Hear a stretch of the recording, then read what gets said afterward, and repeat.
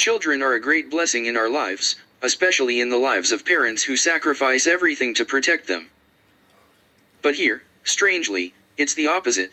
Parents want to take the lives of their children so they can live. Why would a mother do this? This is what we will uncover as our story begins. The movie opens with a house burning, and we see a girl walking down the road with a strand of white hair. Suddenly, she faints. Her name is Phoenix. 8 years later, we see Phoenix running, clearly afraid of someone. She hides whenever she can. Suddenly, a dog named Nero appears before her. He presents her with a gun and asks her to shoot him as part of a test, but Nero intervenes at the last moment. It turns out that all of this was survival training, and she fails. As Nero cuts her hair, she asks him about the origin of her white hair. He reluctantly reveals that it was inherited from her mother. When she asks for a picture of her mother, he tells her that all the photos were destroyed in the fire that burned their home. He couldn't save anything except her life. She presses him to describe her mother, and he says, "She was smart, just like you."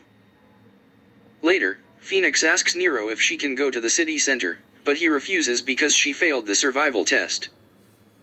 She becomes visibly upset with Nero's overprotectiveness. A woman named Herna intervenes, criticizing Nero for imprisoning his daughter. Eventually, Nero allows Phoenix to leave with Herna. On the way, Phoenix sings fragments of a song her mother used to sing when she was little. Though she doesn't remember the entire song, she hums parts of it. She asks Herna if she can visit the burned house where her mother died without her father knowing.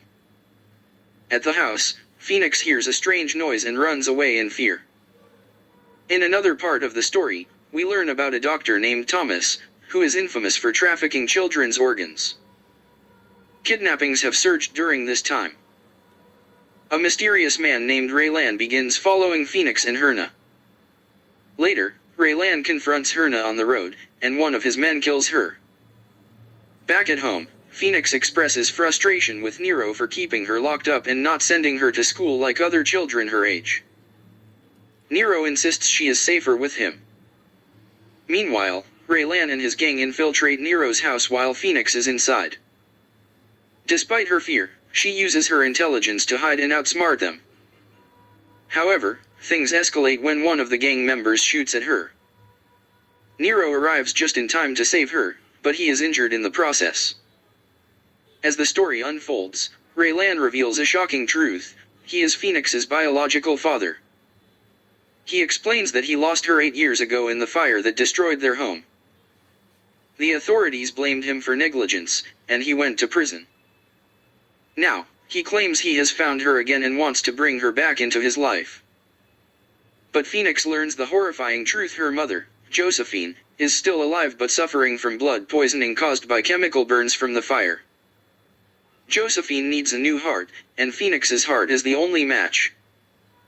Raylan plans to extract Phoenix's heart to save her mother. Phoenix realizes she has been drugged and is now trapped in a dire situation. Nero, despite being gravely injured, devises a plan to rescue Phoenix. Using his combat skills, even though he is blind, he eliminates most of Raylan's gang. However, Raylan blinds Nero further by gouging out his eyes during their confrontation. Nero confesses to Phoenix that Raylan is indeed her real father but pleads with her to leave him behind and escape. In the climactic scene, Raylan stabs Nero, but Phoenix retaliates by stabbing Raylan. Nero dies in her arms, leaving her devastated. Despite learning the truth about her biological father, Phoenix feels no emotional connection to him. Instead, she mourns Nero, who truly loved and protected her. In the end, Phoenix decides to move on from her painful past. She returns to the Covenant shelter, where her friends welcome her. When asked about her identity, she declares firmly, "Phoenix does not fly away. I am staying." She chooses to honor Nero as her true father and starts a new chapter in her life. If you enjoyed this story, don't forget to like the video, subscribe to the channel, and activate notifications for more updates. Leave your favorite movie suggestions in the comments for us to summarize next.